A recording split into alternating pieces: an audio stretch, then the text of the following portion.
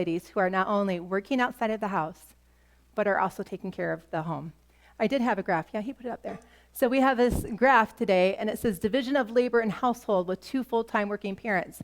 So managing children's schedules and activities, 54% of the moms are still the ones who are doing that.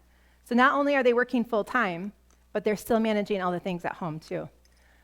Taking care of children when they're sick is still 47%. Handling household chores and responsibilities, 31%. Disciplining children, 20%. And playing or doing activities with children are 22%. That's a pretty large amount of things for mamas to have to do, don't you think? That's a lot. And I am really struggling with this too because to no fault of my husband, he works outside of the town that we live in. So he drives an hour back and forth to work every day. And then now I'm working full time too. So I can't really rely on him to do all the things for me, right? He can't be running the kids. He can't just like pop out on his lunch hour and go take the kid to a meeting or do something like that. It all falls on me. And now I'm working full time too. So it's just like been this season of like, oh, I'm so overwhelmed. I don't know what I'm going to do or how I'm going to get it all done. So I know it sounds like, whoa, that sounds terrible, but so the Pew Research, and this was from 2015.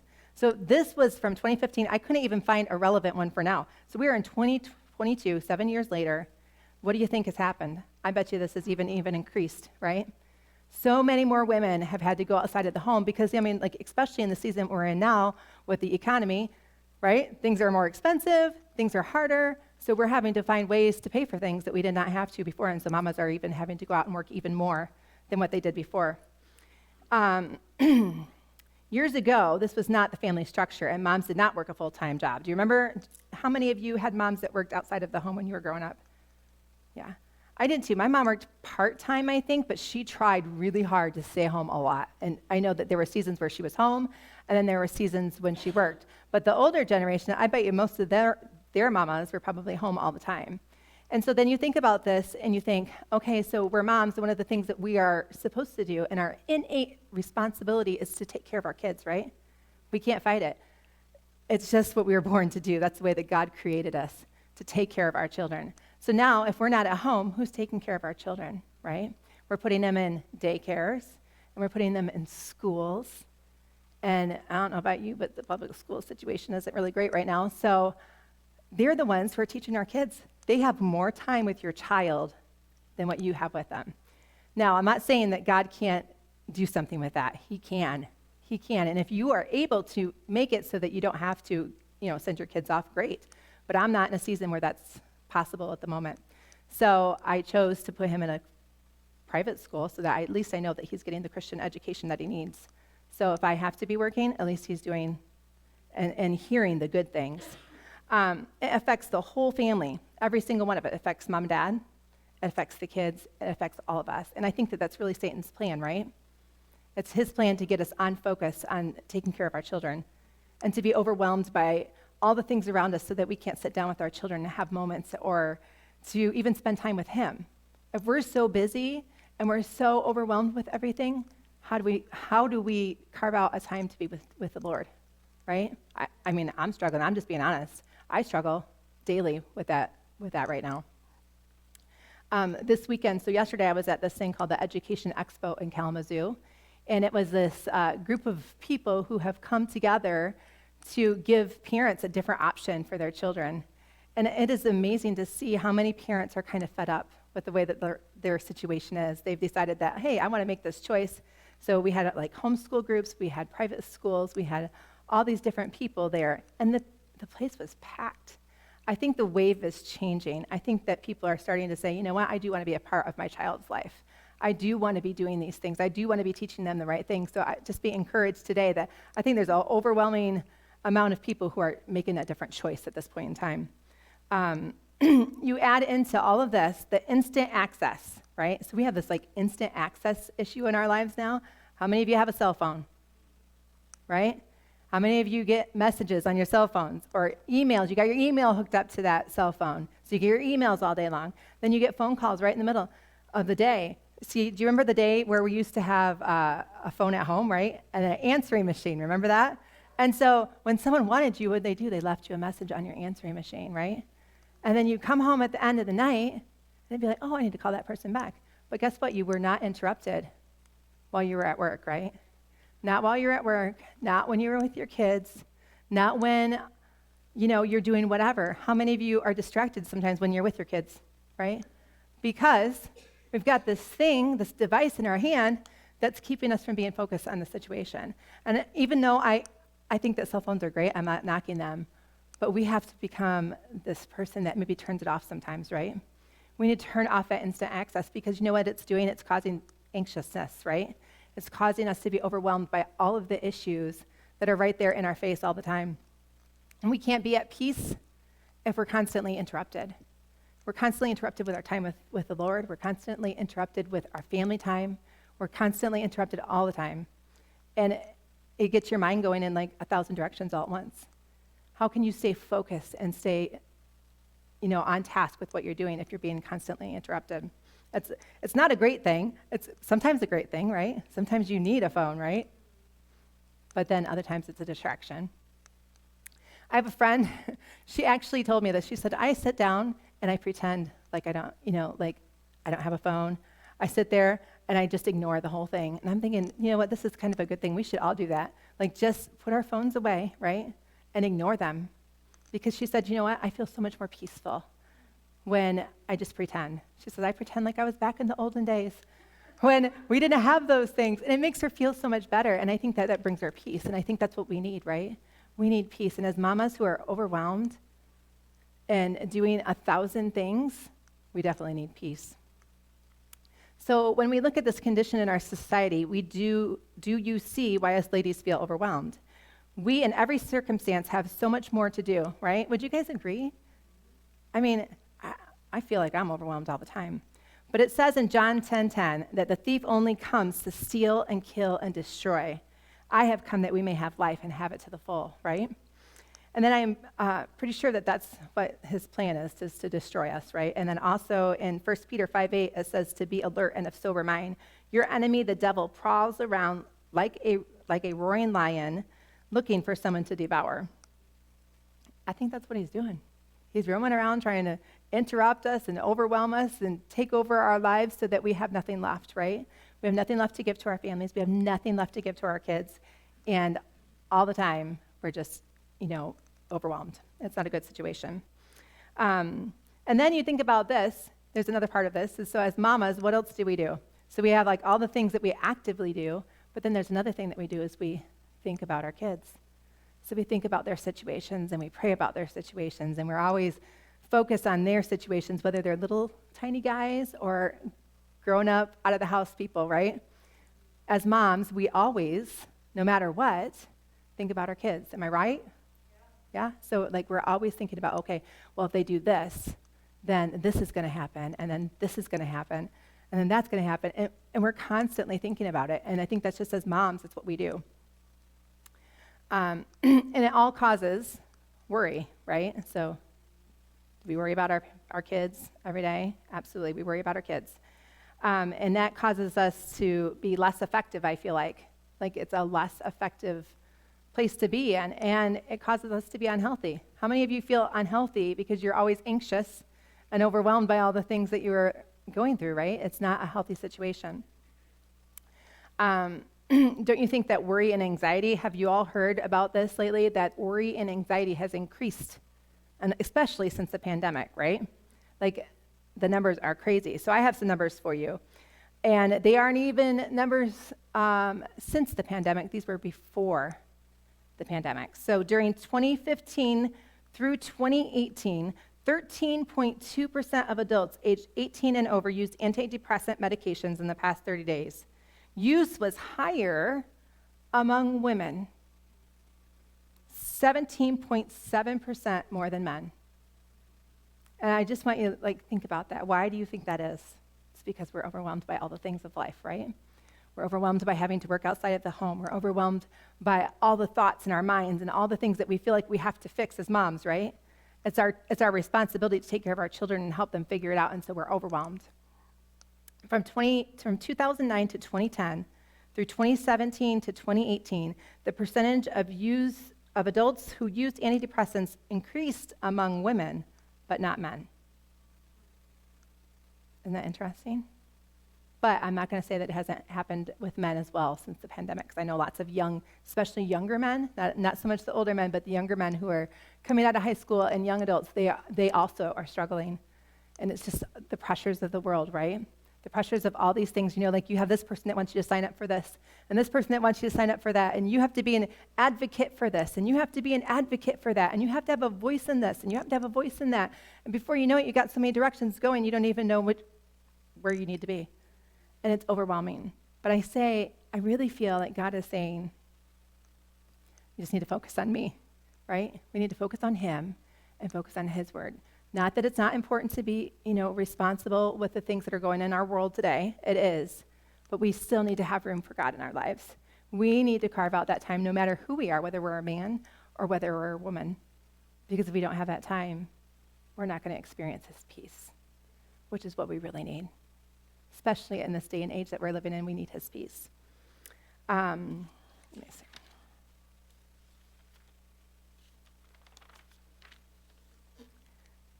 So the good news is that we need a plan, and this is God's plan, that he makes a way for us. He makes a way for us to be relieved from those pressures. And the way that he relieves it is by spending time with him, right? So I kept thinking about this scripture, Matthew 11:28. Come to me, all you who are weary and burdened, and I will give you rest, right? He says that in his word. So if it says it in his word, it means it's true. But you know what it requires of us? There's a key word in there. It says, come to me. It says, come to me, and I will give you peace, and I will take care of your burdens. But if we don't ever go to him because we're always so busy, we're never going to experience that peace. And as mamas and women who are working, we need that peace that surpasseth all understanding, right? We need that peace in those moments where we're overwhelmed and like we have all these pressures of life just sitting on our shoulders. We need his peace. I was asked to read a book for the prayer team ministry that I am on at the church I attend, and it's called Secrets of the Secret Place by Bob Sorg. And I haven't even finished it, but this one part just like completely hit me, and I was like, I need to share this. So I'm giving him credit. In this book, he is talking about the secret of the shut door. He states that Jesus gave great attention to the secret place. The first thing he taught on about prayer was concerning the secret place. He says he would teach us about prayer. He says he would teach us how to pray, but first he needs to teach us where to pray. So there's a spot that we need to go to pray. Matthew 6:6 tells us a powerful secret about where to go. Bob Sorg says, he asks some questions before revealing this passage. He says, are you frequently struggle with feeling disconnected from God? I would say, yes, I do that. Do you strain to feel God's presence when you pray? When you pray, do you struggle to feel his presence? Does he seem distant to you? Do you long to know that he is with you right now, drawing near? Do you long for his presence? He says that if you answered yes to any of these questions, that there is a surefire way to have intimacy with the Father, and Jesus himself gave us the key. Okay, you ready? It says Matthew 6:6, Jesus says, your Father who is in the secret place. That means that Jesus is saying your Father is already there. He's already in the secret place. He has gone ahead of you, and he is waiting for you the moment when you get to the secret place. You are in the immediate presence of your Father. That means that you don't have to work it up. You don't have to sing 5 worship songs to get into the presence of the Lord, right? I'm not saying that worship isn't great, because I love worship. But we don't have to do all these things. We don't have to pray in the Spirit for 10 minutes to be in the presence of the Lord. We don't have to do anything. All we have to do is go in, shut the door, and spend time with him. And he is immediately there with us. Immediately. We don't have to even work it up. There is also, that is all we have to do. So how does an overwhelmed mama do this? So I'm telling you, like we're all fighting for our schedules, right? We're all saying, we don't have enough time. We have these kids to raise. We have work to do. We have houses to clean. We have responsibilities. So how, as a mom, in this day and age that we're living in right now, do we do this? And that is a great question. But I have always felt like In order to spend time with God, I have to do it in a certain manner. Does anybody else feel like that? I have to go into my prayer room and I have to work for an hour at spending time with God. Don't tell me I'm the only one, right? I'm not the only one who's always thought that. Like, I have to be there for at least an hour, otherwise I've not done my job. I've not spent time with the Lord, right? But how many of you know that most of us can't do that anymore? And I'm not saying it's a good thing, okay? I'm not saying it's a good thing, but we have to maybe do something different. When I was teaching Bible study years ago to a whole bunch of young mamas who would come into the church, I would say, we just got to find our times, right? We just have to find them. So how many of you wash dishes or load the dishwasher, right? Right? I do that. I don't have a dishwasher. I've had one house that I've lived in that had a dishwasher, and the one that I'm in now is currently not one of them. I have no dishwasher, so I am the dishwasher, and my teenager is my dishwasher. But if I'm washing dishes, guess what? I have a perfect opportunity because washing dishes is a very mundane thing, right? So we just go in to the kitchen, start washing our dishes, and guess what we can do while we're washing the dishes? We can talk to Jesus, right? That's maybe a stolen moment that we would have. I don't think it really necessarily matters so much as that we are spending the time with them.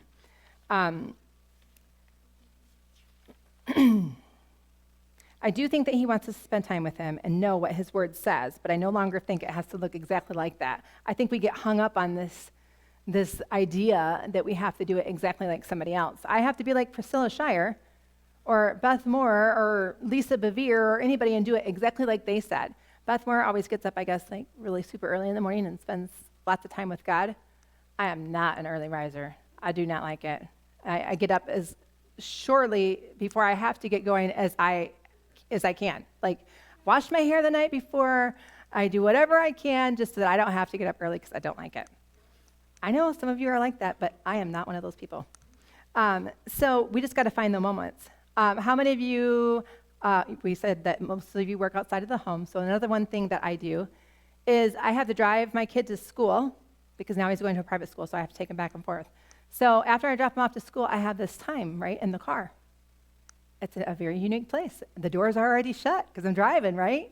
Guess what? It's a perfect opportunity to spend time with Jesus, right? All I have to do is just start saying his name.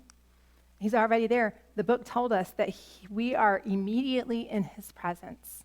Immediately. That means I don't have to work it up. I can just say, Jesus, I have a moment now. Let's talk, right? And then sometimes it's not even about talking. Sometimes it's just about closing. Well, don't do it when you're driving. But sometimes it's about just closing your eyes, right? Just closing your eyes and sitting in his presence. Because you know what happens when we sit in his presence? We feel the peace, right? We feel that peace that surpasseth all understanding. When everything else seems to be crazy in our world and we don't have the answers, we can just go sit in the peace of Jesus, right?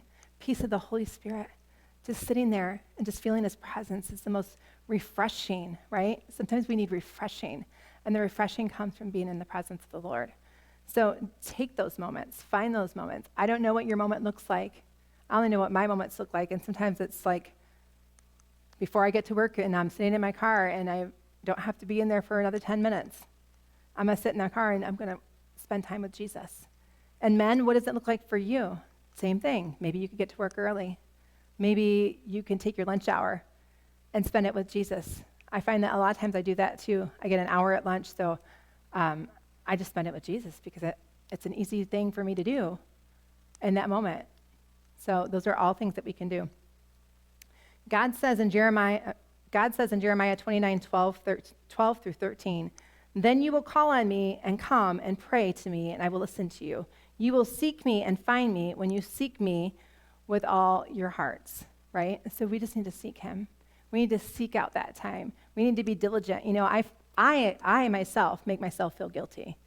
I tell myself all the time, you're not doing good enough. You're not spending enough time with Jesus. You're not doing all the things. But you know what? I'm seeking him. If I'm seeking him on my lunch hour, if I am seeking him in those stolen moments, I am doing what I can in this moment and in this situation. We are all in different seasons.